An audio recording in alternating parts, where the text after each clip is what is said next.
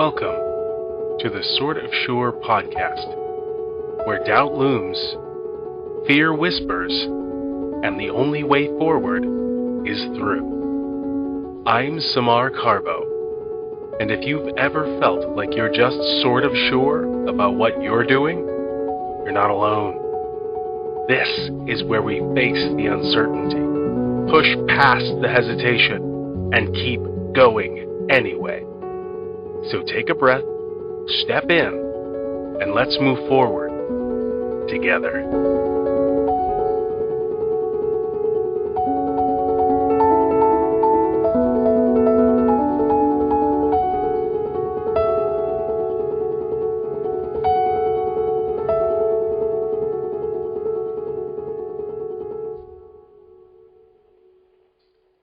Hello and welcome to the Sort of Sure podcast. My name, as you may have heard in the beginning, is Samar Carbo, and I am so excited to bring this conversation with Lynne Thompson to you today.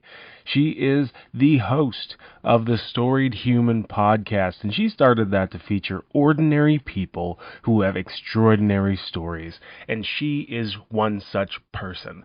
But before we get to that, if you have a story to share, shoot me an email at sortofsurepod@gmail.com. Let's have a listen. My name is Lynne Thompson. I'm a technical writer. I have about 25 years of corporate experience. I'm also a creative writer. I write for Medium, and I had a blog for 4 years back in the day. I have 100 interviews.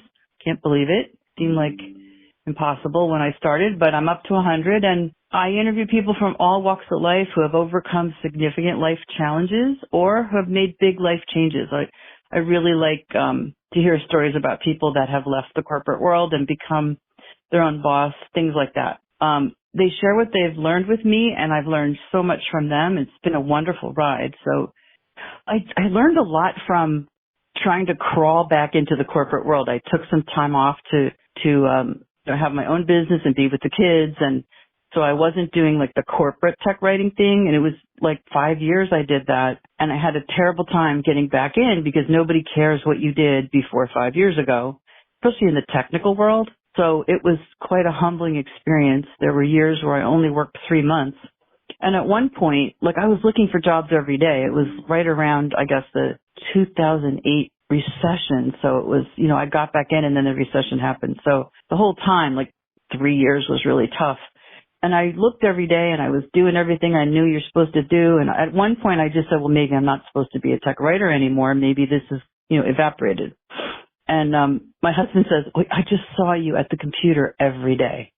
You were doing your due diligence. You were looking at, job postings. You were answering emails. You were, widening your search. You were talking to ex-colleagues, and you never gave up." And when I look back on that period of time, I realized it's crystal clear and so simple it's stupid, like, what's your secret? I just never stopped doing it. And eventually I got a hit. And also I have a friend who is a biostatistician. I've known her forever. And she said, in the midst of all this, she said, don't give up. You just need one hit. And I figured, she knows statistics. So I'll listen to her. And it's true. Like, you just have to keep doing it, even when there's no feedback that it's working.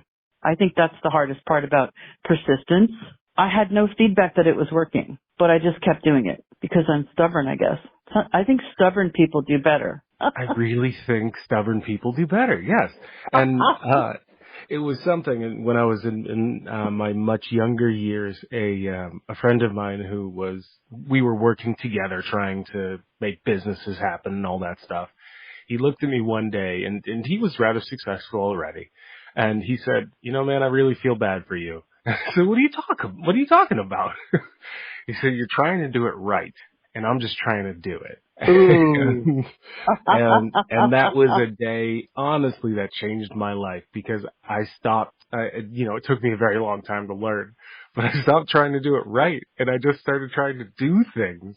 And the point about that is you have to keep going because you can't know in a month or so if it's working. You just, and just like you said, in the face of there being no feedback, you have to keep moving. And it's wonderful you had that statistician friend. Yeah. It sort of gave you that kick in the pants of like, hey, You only have to get one hit. And I thought that was brilliant. Yeah, it really helped me. Wonderful. And I'm a tech writer. I'm super logical. Part of me is very logical. So she hit that logical part. And I was like, oh yeah, I just need one hit. And I just kept going, like saying, it doesn't matter how many times I look or how many jobs I apply for or how long it takes. I just, out of that body of data, I just need one. I need to connect once. So she said the right thing to me at the right time. So obviously in that, there is in inherent understanding that there was a bit of you that was saying stop. So how do you quiet that voice? How do you turn off the I need to stop doing this and do something else of the situation? That's a great question. I really think I was just sort of head down. I just kind of convinced myself, well, I'm going to try a little bit longer. Because after all, that had been what I had done for quite a long time. Before I took some time off, I had done my professional career for like 15 years. So it was too ingrained in me. That's what I did, and that's what I wanted again. So I just kept sort of lying to myself, like, oh, just a little bit longer, just a little bit longer. But, it worked and I'm back in and I have my career back and I kind of zoomed and I couldn't have done it if I hadn't just kept banging my head, banging on the keyboard. It's hard to explain where that comes from. Part of it is stubbornness. Part of it is what you grew up with. I grew up with a family where nobody ever stopped. Nobody gave up. I never saw anyone give up. I saw everybody working really hard. And I think that formed my backbone. That is helpful, but you don't have to have that. I love what you said earlier, and it really is so enlightening about, just get it done. You don't have to do it right. Or, as my friend recently said to me, there are many right ways. We think there's one right way, like we have to be perfect. But getting it done is better than perfect. And I think what really changed my mindset was I did this podcasting class with Kathy Heller, and it was about podcasting. I learned a lot, but it was also about mindset. And she talked about understanding failures. Like failures are just little steps along your road to success. Failures help you grow and maybe pivot a little. But again, the overarching thing is you just don't give up. And she also talked about accepting being a B student. You don't have to be an A student, which I found kind of shocking. And, I rejected at first. It's like, of course you want to be an A student, but that's kind of unrealistic in the world of business. You don't want to be perfect. You want to be 80% there. It's better to be out there, messy and done, right? It's way better than trying for perfect and not getting anything done. So that was huge for me. There was a bit there. You talked about you grew up around people who never quit. Can you talk a little bit about what that environment was? Yeah, I saw my parents make a lot of changes. That was really cool. Like my father, it's a great story. My father wanted to be a commercial pilot. My parents grew up in Pennsylvania, and his first job was at Bethlehem Steel. And they had him out on the floor. They didn't have him out on the floor. That's right. He was smart, and they put him behind a desk to be a manager. And he would watch the floor and see all these people doing fun things like smelting and all these fires and, creating. And he was like, what am I doing here? And he just wanted the excitement of being out there. He also really wanted to be a pilot ever since he was little. And my mother was super supportive of that. And so I didn't appreciate it till much later in my life. I looked back and realized he never gave up that dream. I saw him just keep going. Like he had always had a job or 2 jobs or 3 jobs and was always taking flight lessons. He was always gathering hours. It's much harder outside of the military to gather enough hours. And eventually he got a job with a small corporation doing, Cessnas and stuff, flying people around in DC. And we moved from Pennsylvania to DC, which sounds like nothing today, but it was a big deal. Like nobody left Pennsylvania. Small town, nobody did that back in the, whatever it was, the 60s. But my father did, and my mother supported him. So I saw that persistence, and I saw that never giving up. And he ended up in his early 30s. He was hired as a commercial pilot with Eastern Airlines. So I saw that arc. I grew up with that person who never gave up. But I also saw my mother always worked really hard. Even when she was home in Virginia and couldn't drive, and my father was away flying, she would make up little, like around Easter time, she would make up little Easter arrangements, and we would sell them in the neighborhood. Like she never stopped. She made candles in the basement. So I was around people that worked really hard and, chased their dreams. It's powerful. And do you think that gave you habits that sort of stoke that fire of persistence in you, or are there things that you've had to develop in your own life to keep that fire going?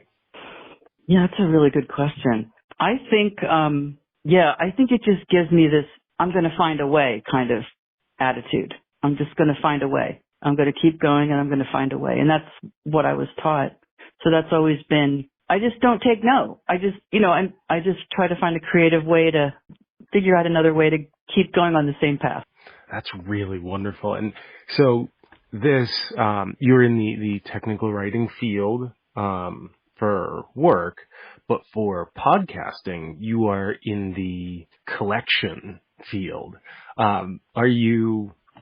Were you just a creature of sort of like hoarding? Do you just like taking stories and having them like a little dragon's hoard? Was it or was it someone else's suggestion to get this podcast started? I guess it just came out of a natural, I write stories and I write poems and I have my whole life. So, and I majored in English. So the literary world is very lively for me and telling stories, and I understand the power of stories.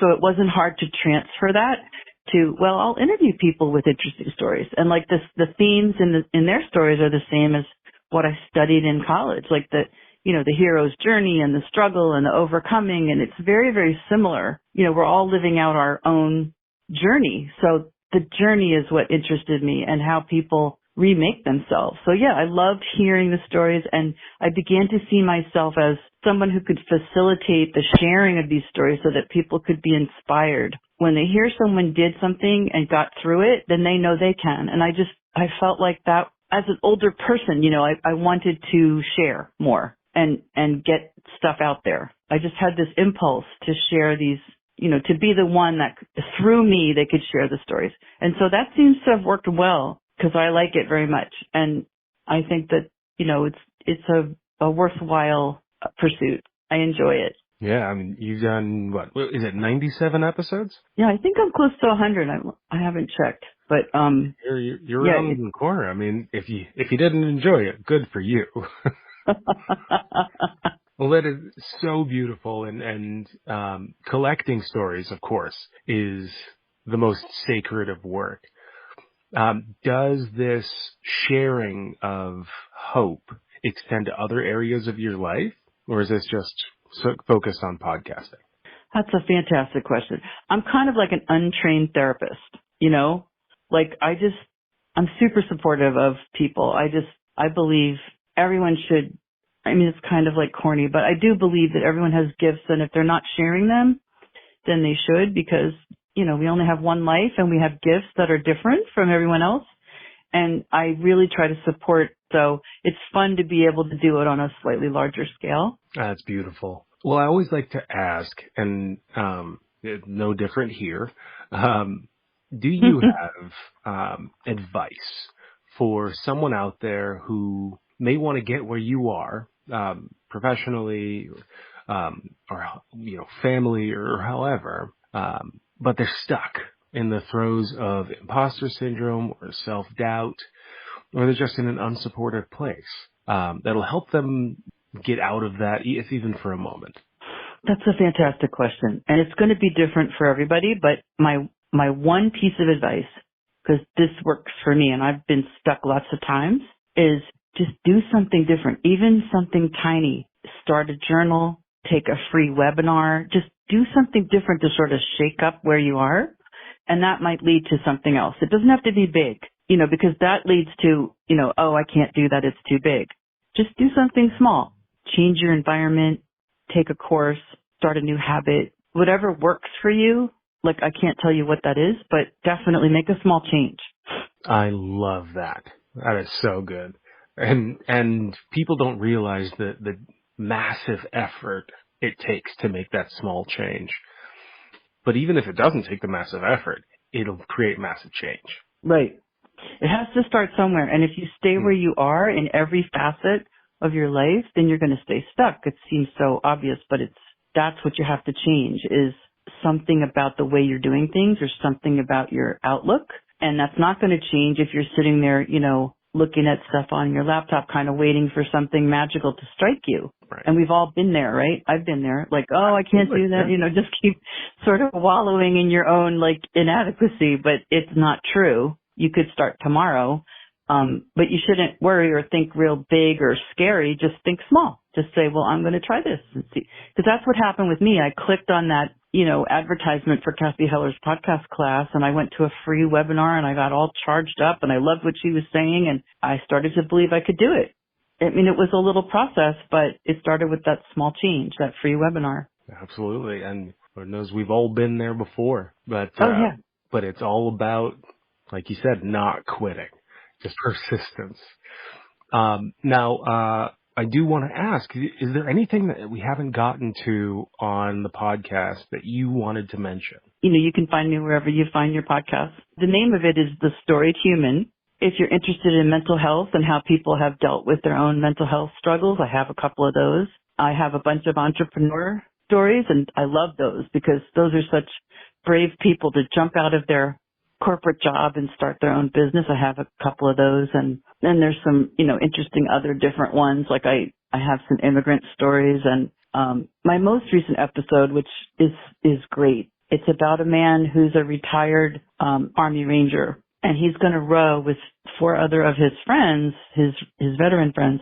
He's going to row across the Pacific from Monterey, California to Hawaii to call attention to the mental health issues that veterans are facing and how many veterans take their own lives every day. He's distraught over it, and he really wants to help. And so people are giving money, and I bought you could buy t-shirts. It's a really great episode because he's so determined to make a difference. And I just was so struck by him because he was in a top-notch part of the Army, and he's very accomplished, and he's kind of like a tough guy. But he cares so much about his brothers, his veteran brothers and friends that are struggling. And I just was very touched by that. Oh, that is such a great story. I'll have to check that out. Beautiful man, Roy Emerson. And I'll make sure we've got your show in the show notes for everyone listening. Okay, thank you so much. All right, Lynn. Good luck to you. Thank you, Lynn, and to you as well. You have a great day. You too. Bye-bye. Bye now. What a fantastic conversation. I had a ton of fun talking with Lynn, and I hope you had some fun listening. As we head out of this episode, I want you to remember, if you have a story to share, shoot me an email at swordofshorepod@gmail.com. And don't forget, on the website at samarthinks.com, you can check out my burnout blueprint to guide you on your way out of burnout. Thanks so much for listening. I'll see you next week. Later days.